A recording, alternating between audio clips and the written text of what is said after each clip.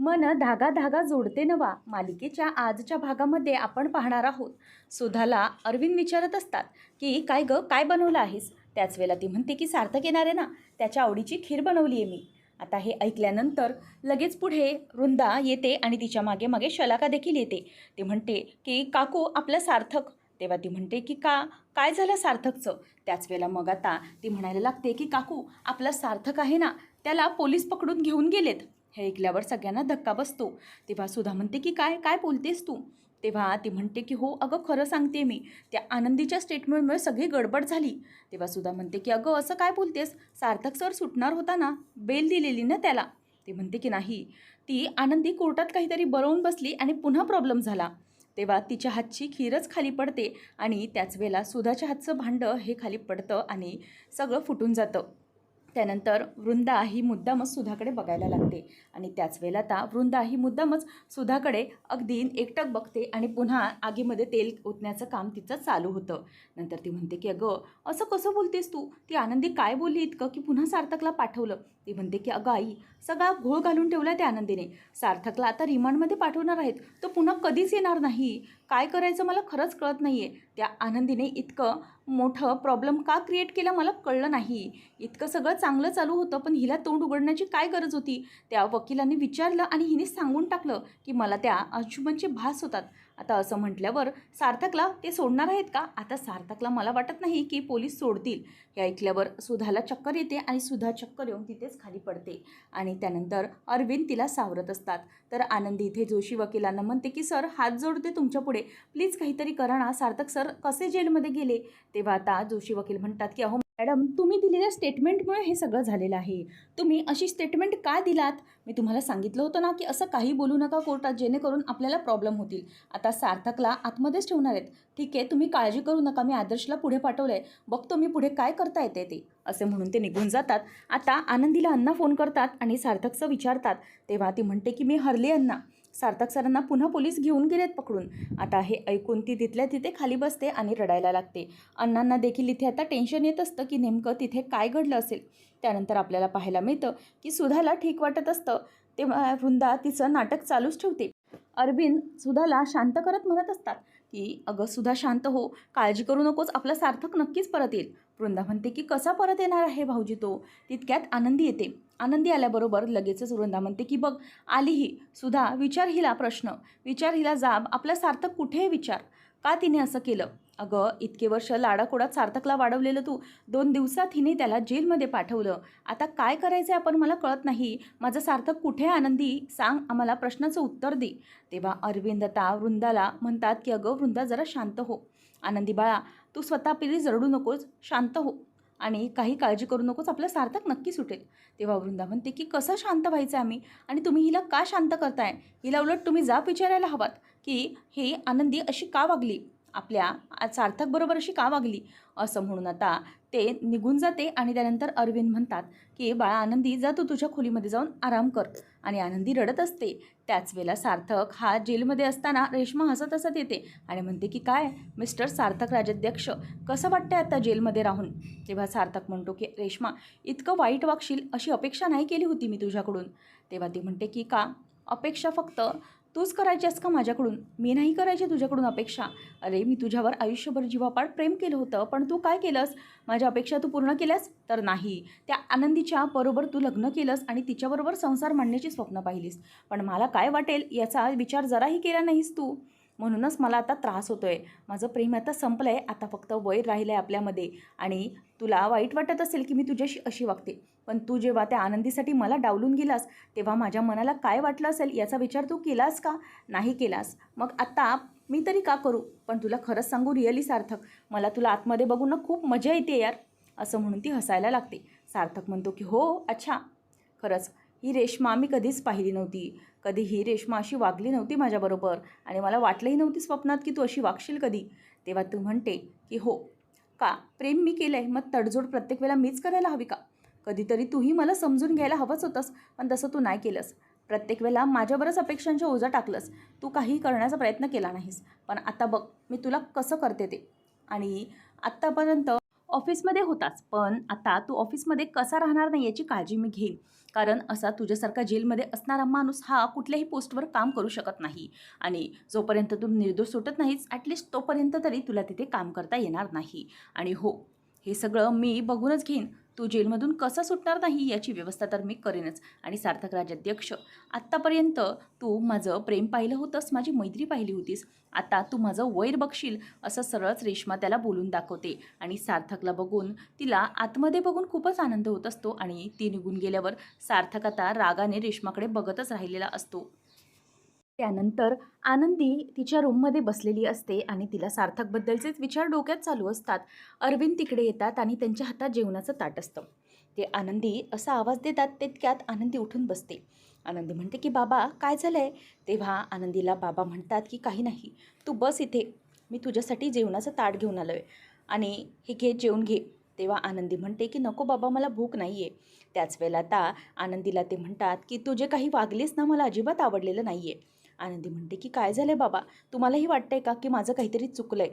तेव्हा मग आता ते म्हणतात की अगं, तू सकाळपासून काहीही खाल्लेलं नाहीस आणि आत्ताही तू उपाशीच आहेस, म्हणून मला आवडलं नाही आणि हे तुझं वागणं चुकीचं आहे असं मी तुला म्हणतोय. तेव्हा आनंदी म्हणते की बाबा मी काय करू, माझ्या तोंडून जेवणाचा घासच जात नाही. सार्थक सर माझ्यामुळे पुन्हा जेलमध्ये गेलेत, याचं मला खरंच खूप वाईट वाटतंय. तेव्हा मग आता ते म्हणतात की नाही बाळा आनंदी, तुझ्यामुळे काहीच झालेलं नाही आहे. त्यासाठी जशी माझी मुलगी आकांक्षा आहे ना, तशीच तुलाही मी मुलगीच मानतो गं बाळा. म्हणून तुला सांगतोय की असं काहीही वाईट वाटून घेण्याची गरज नाही. तेव्हा मग आता आनंदी म्हणते, पण सार्थक सर, वृंदा काकू पण म्हणतात की मी सार्थक सरांच्या आयुष्यात आल्यापासून त्यांच्या आयुष्यात दुःख आलं आहे आणि या घराची ही सुख, समाधान, शांतता पूर्ण निघून गेली आहे, तेही मीच घरात आल्यामुळे, माझ्यामुळेच हे सगळं घडतंय ना बाबा. तेव्हा ते म्हणतात की नाही, हे सगळं तुझ्यामुळे नाही, तर हे सगळं नियती घडवत आहे आणि नियतीनेच हे सगळं लिहून ठेवलं आहे, ते सगळं घडत आहे. परिस्थिती आहे ही कधी ना कधीतरी बदलणारच. तेव्हा आनंदी म्हणते की पण बाबा, या सगळ्यामधून काय करू मला खरंच कळत नाही आहे. माझ्यामुळे सार्थक सर अडकलेत, तर मी आता काय करू मला काही सुचत नाही. त्याच वेळेला अरविंद म्हणतात की नाही, असं हरून जायचं नाही आहेस तू, तुला सार्थकला बाहेर काढायचंच आहे. जर तूच अशी खसून गेलीस तर मग त्याचं काय होणार आहे?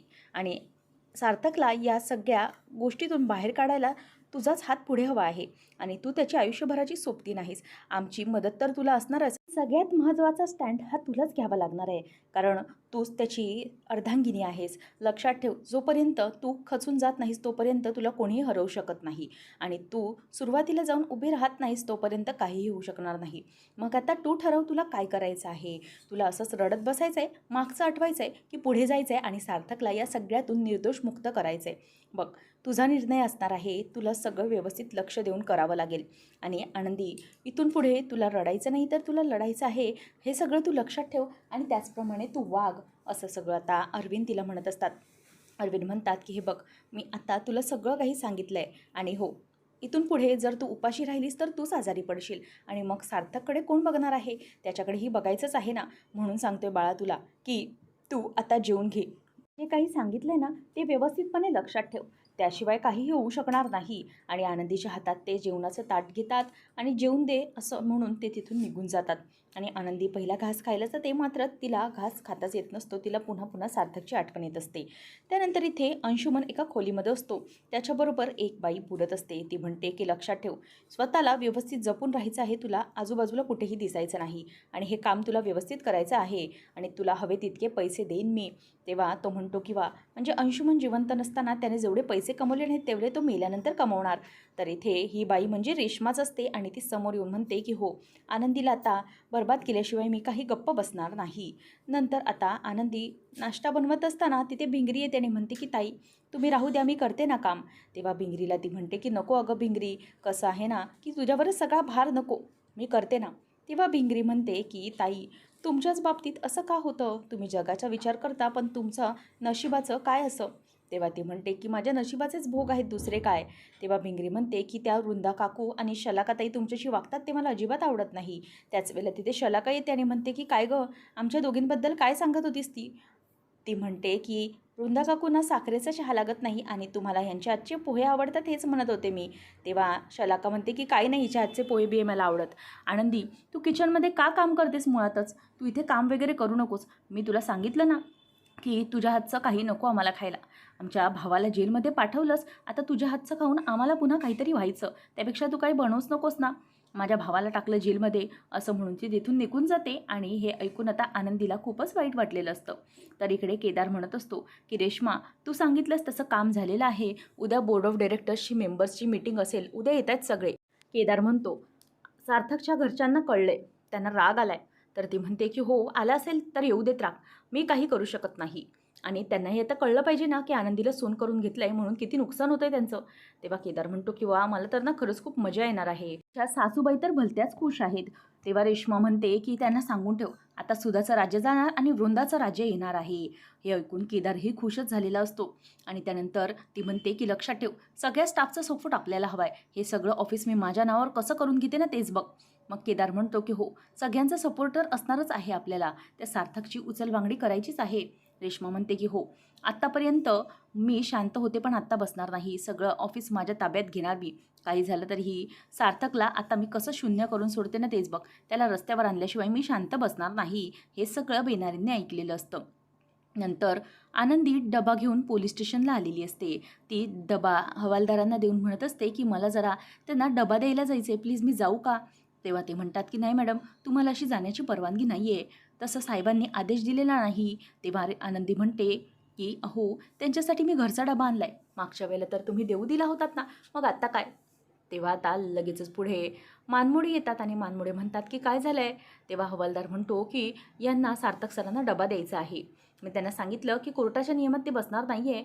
त्याच वेळेला आता मानमोडे म्हणतात की ठीक आहे, देऊ देत त्यांना डबा, तुम्ही देऊ शकताय डबा. आणि मग आनंदी ही डबा द्यायला स्वतःच पुढे जात असते. तितक्यातच आता मानमोडे म्हणतात की 1 मिनिट मॅडम, डबा यांच्या हातामध्ये द्या, शिंदेंच्या हातामध्ये, तुम्ही डबा घेऊन जाऊ शकत नाही. आनंदी म्हणते की सर असं काय करताय, मागच्या वेळेला तर तुम्ही परवानगी दिला होतात ना मला.